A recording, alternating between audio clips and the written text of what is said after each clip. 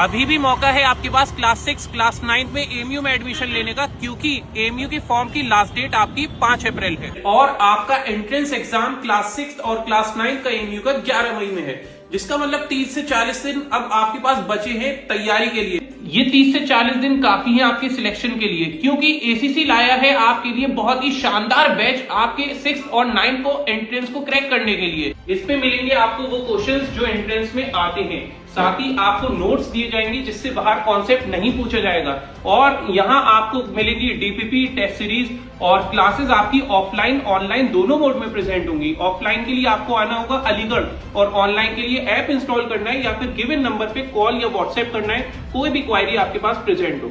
बस ये 30 से 40 दिन अब आपको हमें देने हैं, और सिलेक्शन कैसे होगा ये जिम्मेदारी हमारी।